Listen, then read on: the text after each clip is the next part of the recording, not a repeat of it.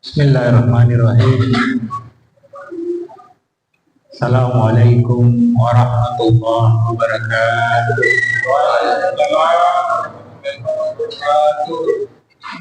Alhamdulillahilladzi farada siyam ala alladzina amanu liyakunu minal muttaqin.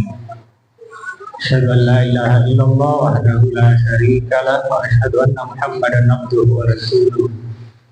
Allahumma salli ala Muhammadin wa ala alihi wa ashabihi ajma'in. Yang terhormat Ketua Pembangunan Masjid beserta seluruh pengurus, yang kami hormati Imam Masjid, yang kami hormati Bapak Ibu tokoh masyarakat, tokoh adat, tokoh agama, tokoh wanita, tokoh pemuda, hadirin dan hadirat yang insya Allah semuanya pada malam hari ini diberi rahmat oleh Allah Subhanahu wa Ta'ala. Izin Allah pada malam hari ini kita bisa melewati perjuangan dan melayani tamu Ramadan ini. Sudah sampai malam ke-29. Kita bersyukur karena kita diberi kesehatan lahir dan batin. Memang malam akhir seperti ini itu kita sudah memasuki babak final. Kalau babak final itu memang pesertanya tidak banyak. Babak penyisihan tentu full peserta. Kemudian babak semifinal sudah mulai berkurang. Dan babak final itu pasti tinggal beberapa peserta. Mudah-mudahan kita bisa meraih dan mendapat piala takwa yang dijanjikan oleh Allah. Kalau kita keliling ke masjid-masjid di akhir-akhir seperti ini, memang rata-rata sudah pada maju safnya. Hanya ada satu masjid yang tidak pernah berkurang jamaahnya. Dari awal Ramadan sampai terakhir itu bahkan kadang bertambah, yaitu masjid yang ada di lapas lembaga pemasyarakatan, itu tidak pernah berkurang. Walaupun dipaksa, tapi kita doakan mereka juga tetap memperoleh piala takwa ini. Bapak Ibu hadirin yang kami muliakan, di akhir Ramadan seperti ini ada 4 yang menjadi anjuran, bahkan kemudian menjadi kewajiban yang harus kita laksanakan. Yang pertama adalah zakat. Zakat ini ada 2, ada zakat mal dan ada zakat fitrah. Zakat mal itu untuk mensucikan harta kita, zakat fitrah itu untuk mensucikan diri kita. Zakat mal dikeluarkan setelah perputaran setahun. Kalau sudah sampai nisabnya harta kita berukuran 85 gram emas, itu kemudian dalam 1 tahun tidak kurang dari itu dia berputar atau bagaimana, maka dia harus mengeluarkan zakat fitrahnya. Tidak banyak, hanya 2,5%. Kenapa ini? Karena nanti harta itu berbahaya kalau tidak dikeluarkan zakatnya. Allah Subhanahu wa Ta'ala dalam surat At-Taubah ayat 35 tegas mengatakan, Bismillahirrahmanirrahim, Yauma yuhma 'alaiha fi nari jahannam fatuqwa biha jibauhum wa junubuhum wa zuhuruhum hadza ma kanaztum li anfusikum fazuqu ma kuntum taknizun. Ingatlah, kata Allah, ingatlah ketika pada hari di mana emas dan perak dipanaskan di api neraka jahanam. Lalu dengan itu disetrika dahi mereka, lambung dan punggung mereka. Lalu dikatakan kepada mereka, inilah hartamu yang kau simpan untuk dirimu sendiri, maka rasakanlah simpananmu itu. Ini firman Allah yang menyampaikan kepada kita tentang zakat mal itu untuk mensucikan harta. Kenapa kita harus berzakat? Filosofi zakat itu begini. Misalnya dalam sehari kita ambil ada 10 orang. Misalnya yang pada saat itu dikasih rezeki oleh Allah 1 juta misalnya. Dari 1 juta itu kalau dibagi 10 berarti 100.000 satu orang. Tapi mungkin pada saat itu ada yang dapat 300.000, ada yang dapat 200.000, ada yang tidak dapat tentu, dan ada yang dapat kurang dari itu misalnya. Padahal ketentuannya harusnya dibagi 10 berarti 100.000 satu orang.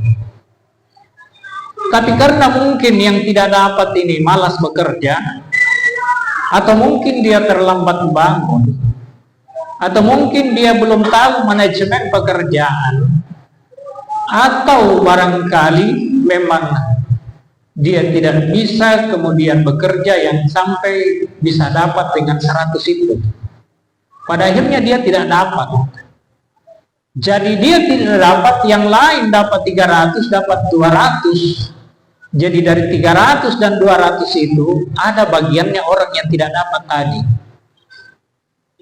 Makanya harus dikeluarkan supaya bersih harta yang kita dapat yang lebih yang harusnya ada milik orang tadi itu yang kemudian belum tahu kerja misalnya. Itulah filosofi zakat. Yang kedua ada namanya zakat fitrah. Zakat fitrah ini untuk mensucikan diri kita. Siapapun yang bernyawa, khususnya yang beragama Islam, yang meyakini itu, sebenarnya biar agama lain tapi kalau meyakini, maka dia harus mengeluarkan zakat fitrahnya. Walaupun misalnya ada yang lahir khatib belum turun dari mimbar Idul Fitri kemudian dia lahir, maka bayi itu harus dizakatkan oleh orang tuanya karena kewajiban zakat untuk fitrah itu. Bapak Ibu hadirin yang kami muliakan, bahkan di dalam hadis Rasulullah SAW, beliau bersabda, "Shaumul 'abdi mu'allaqun bainas samawati wal ardi hatta yuaddi shadaqatal fitrah." Puasa hamba itu tergantung antara langit dan bumi kecuali dia tunaikan zakat fitrahnya. Mungkin kita sudah puasa siang menahan haus dan lapar, malam kita tarawih, kita tahajud, kita melaksanakan sunnah-sunnah di bulan Ramadan. Sudah terkumpul pahala itu, tapi kita tidak tunaikan kita punya zakat fitrah, maka dia masih tergantung, belum sampai pahalanya kepada Allah sampai kemudian kita tunaikan zakat fitrah kita. Ada 5 hukum zakat fitrah. Yang pertama sunnat. Sunnat kita keluarkan zakat fitrah sejak masuk 1 Ramadan sampai kemudian akhir Ramadan, sampai khatib naik di mimbar sebelum turun dari mimbar, itu sunnat. Ada waktu yang wajib, yaitu pada saat masuk malam 1 Syawal sampai kemudian hati belum turun dan mimbar, itu waktu yang wajib. Ada waktu yang terbaik, yaitu sejak subuh 1 Syawal sampai kemudian hati belum turun dari mimbar, itu waktu yang terbaik. Tapi itu mungkin di zaman Rasulullah karena belum banyak. Kalau sekarang waktu terbaik adalah tentu sejak diumumkan oleh pemerintah sampai mungkin tadi dikatakan besok penyalurannya. Jadi sebelum itu waktu terbaik karena mau disalurkan. Kemudian ada waktu yang makruh. Kapan itu? Setelah Khatib Idul Fitri itu turun dari mimbar sampai maghrib, itu makruh kita bayar zakat. Dan ada waktu yang haram, yaitu kapan? Setelah maghrib, kemudian sampai seterusnya itu haram kita bayar fitrah, lebih tidak usah bayar karena haram. Kemudian yang kedua yang dianjurkan kita di akhir seperti ini adalah bertakbir. Sejak masuk 1 Syawal kita dianjurkan untuk bertakbir kalau Idul Fitri itu sampai kemudian maghrib. Kalau Idul Adha sejak 10 Zulhijjah sampai 14 sampai 13 sampai hari-hari tasyrik itu kemudian dianjurkan untuk bertakbir. Apa pahalanya bertakbir? Sangat banyak, karena itu adalah kalimat takbir, kalimat tahlil, dan kalimat tahmid yang kita kumandangkan. Rasulullah bersabda, "Man ahya lailatal id." Siapa yang menghidupkan malam Id, baik Idul Fitri maupun Idul Adha, yang dimaksud adalah dengan cara bertakbir, maka pada saat itu hatinya akan dihidupkan oleh Allah, di mana hati-hati yang lain mati. Jadi kita dianjurkan terus-terus bertakbir.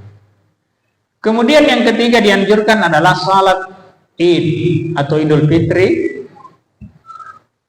Salat Idul Fitri itu hukumnya sunnah muakkadah. Jadi kalau misalnya kita salat Idul Fitri jam 7, maka jam 6 itu kita sudah harus mandi.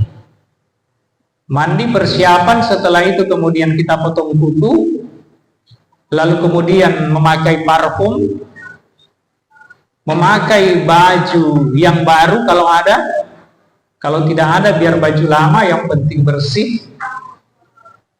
Kemudian makan sebelum ke tempat sholat.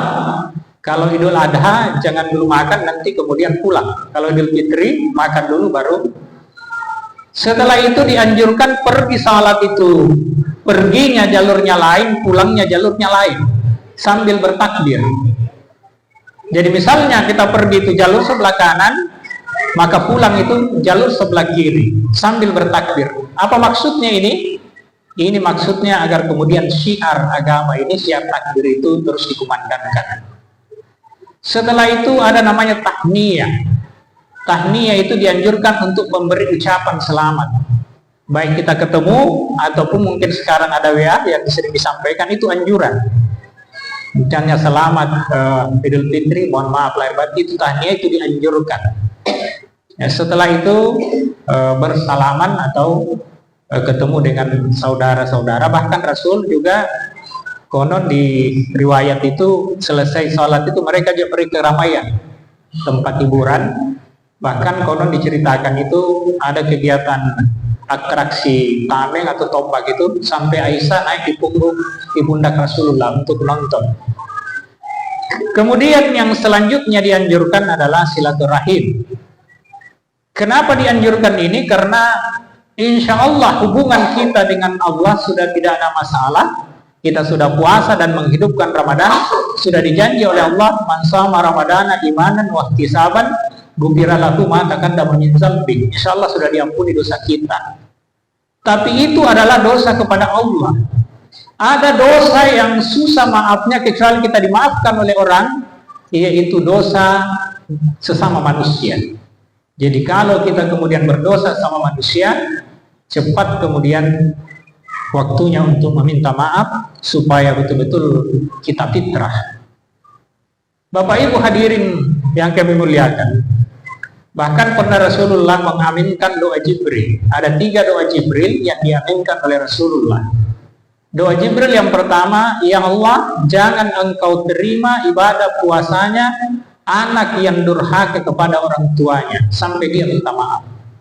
Jadi jangan harap kita punya puasa Ramadan dan amal lain akan diterima kalau kita punya dosa kepada orang tua. Jadi yang pernah mungkin membuat sakit, membuat menangis orang tuanya, cepat-cepat datang untuk minta maaf.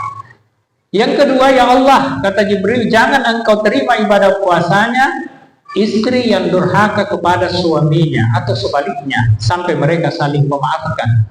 Rasul berkata amin. Dan doa Jibril yang ketiga, ya Allah, jangan terima ibadah puasanya seorang muslim dengan muslim yang lain yang tidak saling memaafkan.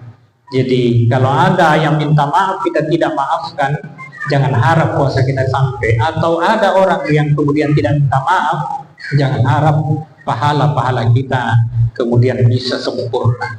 Untuk itu lakukan yang 4 ini supaya kita bisa kembali menjadi fitrah, menjadi suci sebagaimana kita lahir. Demikian, semoga ada manfaatnya. Billahi taufiq wal hidayah. Assalamualaikum warahmatullahi wabarakatuh.